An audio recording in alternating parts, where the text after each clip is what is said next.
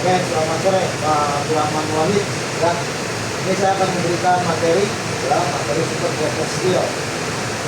Arti dari super driver skill itu adalah keahlian, ya, saat mengemudi. Yang pertama adalah daily inspection for diesel. Nah, ini biasanya dilakukan pada saat kita mau melakukan pengiriman atau di pagi hari. Nah, itu ada suatu metode, ya, suatu metode yang disebut dengan metode balok. Ya, balok itu adalah suatu singkatan, ya, singkatan yang dimana di pagi hari kita periksa bagian bodi dan ban, ya, periksa kerusakan bodi, tekanan angin ban, kondisi wiper dan kaca, ya.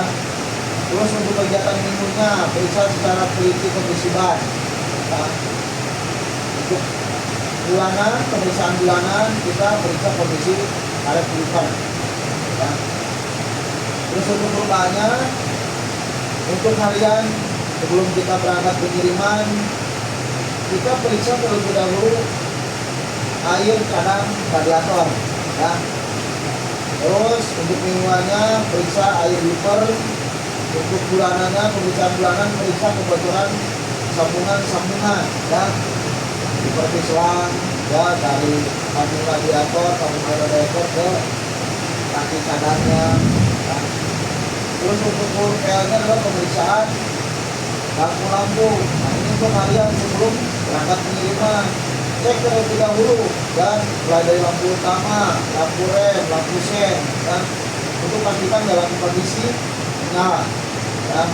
Apabila kedapatan tidak menyala, silakan untuk mengajukan perbaikan terlebih dahulu ke mekanik, ya. Terus untuk mingguannya periksa gabungan aki atau kepala aki, ya. Itu biasanya ada yang korosi, ya. Nah, terus air acu periksa terlebih dahulu. Nah, untuk bulanannya periksa air aki atau acu, ya. Terus untuk pokoknya adalah pemeriksaan tetesan pilot kebocoran di bawah kendaraan yang untuk kalian. Pastikan jika ada tetesan oli di bagian cover mesin, ya, atau di bagian gardan, ya, atau di bagian tromol tidak ada tetesan oli minyak rem, ya, itu pastikan terlebih dahulu. Untuk mingguannya level oli mesin, ya, cek, wah ternyata olinya masih cukup. Terus untuk bulanan level oli gardan dan level oli rem, ya. Untuk perlukannya adalah perlengkapan, ya, sebelum kita berangkat kita cek dulu kendaraannya, apa P3K-nya ada, kunci dan dongkraknya ada, alat pemadam aparnya ada, ya. Terus SIM dan surat kendaraan STNK, ya, yang dimana SIM ini sering lupa oleh driver, tidak terbawa dikarenakan terburu-buru berangkat dari rumah sehingga lupa dompetnya nggak terbawa, ya. Terus untuk STNK ini biasa diberikan oleh dari tim dispatch, ya. Nah, yang pada saat diberikan kita harus terima dengan baik, surat-suratnya diamankan dengan baik, ya. Terus periksa segitiga, ya, segitiga pengaman. Terus periksa ban serep, ya. Oke, sampai di sini sudah paham. Oke, saya lanjut. Defensive clapping, ya. Nah, di sini apa sih arti dari defensif? Arti dari defensive clapping adalah perilaku pengemudi yang menerapkan metode safety clapping hingga mampu mengidentifikasi bahaya dengan mengambil resiko yang paling rendah, ya. Tujuan dari defensive clapping adalah tidak menjadi penyebab kecelakaan, ya. Tidak menjadi pemicu kecelakaan, tidak terlibat dalam kecelakaan, ya. Yang pertama, tidak menjadi penyebab kecelakaan di sini ada dua faktor. Yang pertama adalah dari kendaraan, ya. Yang kedua adalah dari pengemudi. Untuk poin yang kedua, tidak menjadi pemicu kecelakaan. Nah, biasanya ini didominasi oleh si pengemudi. Contoh halnya, si pengemudinya ugal-ugalan saat mengemudikan, terus dalam kondisi mabuk, ya, atau dalam terpengaruh obat yang mengkonsumsi obat apotek atau obat warung, ya. Terus dalam kondisi mengantuk dia memaksakan untuk jalan, ya. Untuk poin yang ketiga, tidak terlibat dalam kecelakaan. Biasanya ini si driver bisa jaga jarak aman saat mengemudi. Contohnya dia mengikuti ekor tidak apa. Nah, sehingga pada saat di kendaraan di depannya berbicara mendadak, itu si driver tidak bisa menghindari, akhirnya menabrak kendaraan di depannya. Nah, itu ya. Nah, di sini ada contoh yang sering terjadi potensi kecelakaan. Yang pertama adalah jalan yang menurun berliku-liku, ya berarti kita harus antisipasi. Cara pencegahannya adalah mengurangi kecepatan pada saat memasuki tikungan atau pada saat turunan menggunakan dibantu dengan exhaust brake. Ya, jangan selalu mengandalkan rem. Terus ada contoh yang kedua, di sini ada kaum ibu-ibu ya, jaga jalanan yang lampu sennya ke kiri, beloknya ke kanan. Ya intinya pada saat kita menghadapi kaum ibu-ibu ini, kita harus memberikan suatu tanda atau klakson ya, supaya yang di depan ini mengetahui bahwa ada kendaraan motor di belakangnya. Nah, artinya pada saat kita menghadapi kaum ibu-ibu seperti ini, kita harus lebih sabar. Biasanya sudah diklakson itu kan ya. Terus pada saat kita mau ketemu dengan persimpangan perbedaan, kita harus lebih waspada jarak pandang ke depan dan kurangi kecepatan. Ya. Terus muatan yang berlebihan, tonase. Oke, ya lanjut. 5 langkah dasar defensif driving. Yang pertama adalah pahami dinamika kendaraan, jaga jarak aman saat mengemudi, selalu awasi kondisi sekitar, waspada blind spot, hindari distraksi dan pengamatan jalan. Ya. Tujuan dari memahami dinamika kendaraan, ya. Yang pertama, pahami panjang kendaraan, lebar, tinggi, kronologis, bobot muatan, aerodinamis. Aerodinamis tahu nggak? Hah? Aerodinamis itu sebetulnya bukan. Aerodinamis itu kayak spelling aja. Kalau bahasa mekaniknya spelling, setirnya dan belok ke kiri, kitanya bannya masih lurus depan, kan? Terus fungsi panel instrumen, ya. Terus wheelbase, jarak sumbu roda. Nah ini tujuannya apa? Supaya kita memahami dinamika kendaraan ini. Biasanya kita mengalami suatu peralihan jalan, ya, atau penutupan jalan, sehingga dialihkan ke jalur alternatif. Nah, dengan kondisi kendaraan yang kita kemudikan, apa jalan tersebut bisa dilalui atau tidak? Kan? Atau pada saat kita mau memasuki suatu kuartal, kan?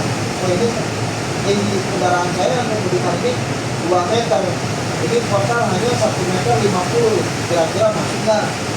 Jadi kalau sekiranya tidak masuk, jangan dipaksa, ya. Nah dari situlah, itu untuk pencegahan di awal, ya. Jadi jangan sembarangan kita ada jalan kita masuk, ya. Nah di sini ada jaga jarak zona mengemudi, ya, dalam kurung MAR, ya. Apa sih arti dari MAR ini? Ya, MAR itu adalah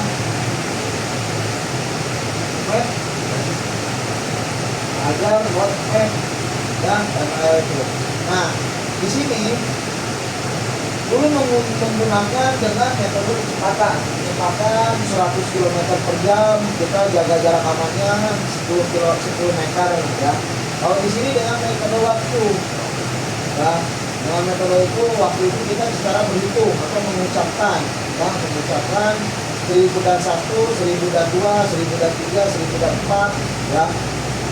Ini diterapkan pada kendaraan truk dalam kondisi malam hari ditambahkan 1 detik. Cara berhitungnya berarti jangan terlalu cepat, dikurangi. Nah, pada saat kondisi hujan ditambahkan 2 detik. Ya. Contohnya ada pepohonan atau benda mati yang berada di samping kiri atau kita berhitung, ya, untuk jaga jarak amannya. Atau dengan yang dipahami oleh Bapak seperti apa untuk jaga jarak aman. Tujuannya jaga jarak aman ini adalah tadi pada saat kendaraan di depan kita berhenti secara mendadak, kita masih memiliki ruangan untuk menghindari, ya, supaya tidak menabrak kendaraan yang di depan Bapak. Karena apa? Yang namanya sudah menabrak dari belakang itu nggak ada pasannya, tetap yang penabrak yang akan salah. Nah di sini ada melihat analisa reaksi dan AR. Ini digunakan pada saat kita mau mendahului. Contohnya pada gambar ini.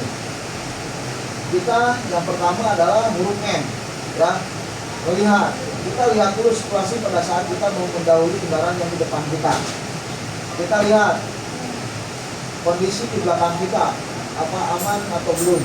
Biasanya kalau kita hati-hati, ini ada kendaraan roda 2 yang menempel atau mengikuti, ya, mau di sebelah kiri, mau sebelah kanan, ya. Kita pastikan dalam kondisi yang sudah aman. Apabila sudah aman, kita memberikan tanda lampu sen, ya, geser sedikit. Lihat dulu situasi di depan kita. Apa situasi di depan kita sudah aman atau belum? Atau mau memasuki area tikungan, ya. Kalau mau masuk ke area tikungan itu tidak diperbolehkan untuk mendahului, ya. Pastikan di depan kita, karena di depan kita kendaraannya lebih besar sehingga kita jarak pandangnya terbatas. Tidak tahu ada kendaraan di depannya ini atau kendaraan lain, ya, yang berada di kendaraan yang kita dahului. Nah, pastikan dulu apa di depannya ini sudah aman atau belum, ya.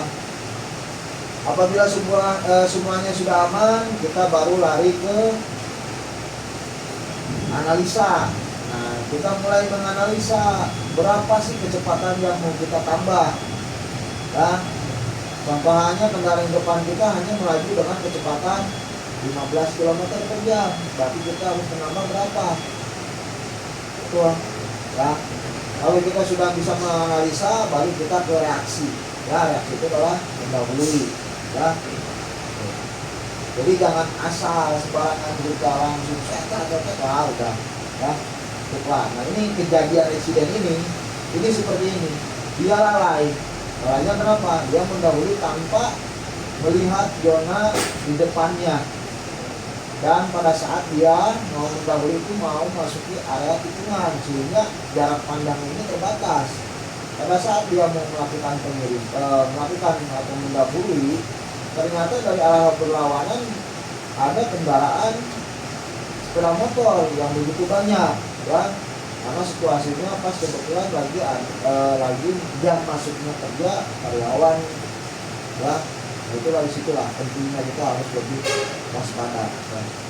Karena jarak pandang terbatas, dia memaksakan yang akhirnya dia masuk memaksakan. Begitu dia memaksakan sudah dapat mendahului, dia lari ke kiri, ternyata ada angkutan umum yang pada akhirnya menabrak angkutan umum. Tuh, ya. Jadi kita harus benar-benar mendahului itu harus betul-betul dipahami, ya. Oke, di sini awasi kondisi sekitar, ya. Penggunaan kendaraan harus mengarahkan pandangan jauh ke depan supaya bisa mengalokasikan kecepatan dan jaga jarak aman, ya. Pandangan jauh pun bisa membuat kita memetakan kondisi jalan yang dihadapi sehingga kita menjadi lebih antisipasi, ya. Awasi kondisi sekitar. Ini biasanya kita melaju pada kondisi area-area tertentu, contohnya area rawan longsor, ya, area rawan banjir, mau memasuki pertigaan, area padat kendaraan, atau area zona sekolah, ya. Biasanya kan zona sekolah itu, apalagi kalau sekolah SD, ya, kita tidak tahu kalau area padat penduduk itu kita tidak tahu, makanya kita harus lebih mengawasi pandangan kita dan kurangi kecepatan. Waspada blind spot. Nah, kalau blind spot kan udah tahu, ya. Blind spot itu adalah titik kita di mana yang tidak terlihat dari atas spion, ya. Titik kita itu ada di samping kiri, belakang, dan samping ujung kanan, ya. Nah, kenapa kita diwajibkan untuk cek atas spion 5 sampai 8 detik sekali? Ini biasanya itu ada pengendara roda 2 yang mendahului kita dari samping kiri. Contohnya kemarin yang kejadian di Cibinong, ya. Nah, itu bahayanya seperti itu. Yang mendahului dari samping kiri, terpleset jatuh, akhirnya kendaraan kita, ya. Itulah. Ini Hindari detraksi dan penghamarkan jalan. Nah, detraksi atau gangguan saat mengemudi bisa berbentuk menggunakan telepon genggam, makan dan minum, mengobrol, mengganti saluran radio, mengecek peta, sampai mengantuk atau mabuk. Ya. Teknik ini juga dapat meningkatkan efisiensi konsumsi bahan bakar hingga 3%. Nah, untuk sanksi detraksi ini, ya, ini sudah tercantum dalam pasal Undang-Undang Nomor 27 ya tahun 2009 ya, yang dimana apabila si pengemudi menggunakan handphone saat mengemudinya itu akan dikenakan pasal. Apabila di sini juga ya, apabila si driver menggunakan telepon genggam saat mengemudi ya, atau merokok, mengemil, itu sanksinya adalah si driver tidak boleh berada di ruang lingkup manajemen atau biro ya, dalam artian akan dikeluarkan. Sama halnya dengan kecepatan. Apabila si driver melanggar suatu kecepatan atau speed yang sudah ditentukan, yaitu tidak boleh melebihi dari 60 km per jam ya, apabila melanggar si driver tersebut halnya sama sanksinya ya, tidak ada toleransi, jadi si driver harus dibubarkan ya. Makanya di sini tidak dituntut untuk kecepatan ya.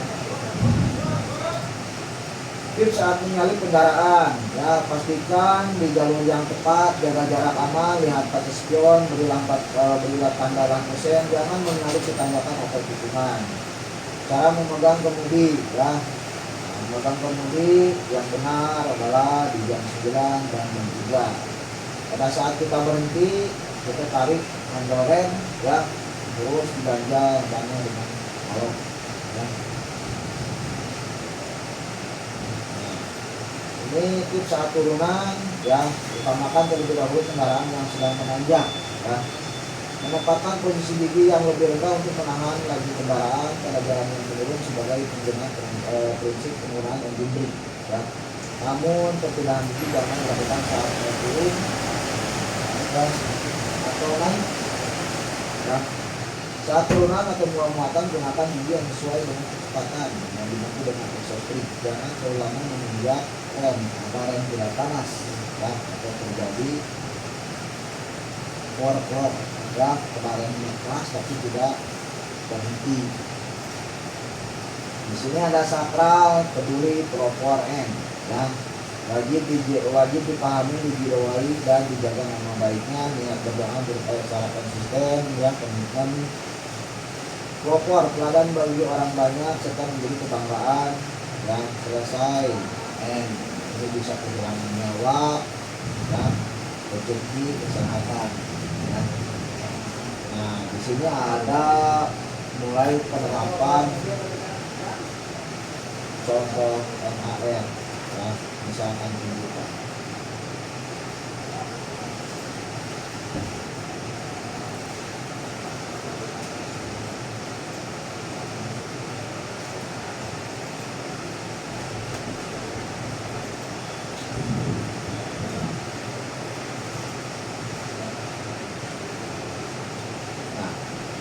Ini ada rawan-rawan ya, rawan yang sering terjadi kecelakaan. Kalau ini area pegunungan daerah puncak, contohnya Ciloto kan.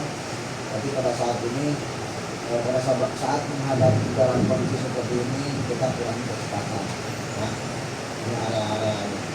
Karena area puncak itu dia turun kalau kita berangkat panjang ya. Oke, sampai di sini ada yang mau tanyakan? Sudah cukup memahami? Oke, lanjut untuk mengisi podcastnya.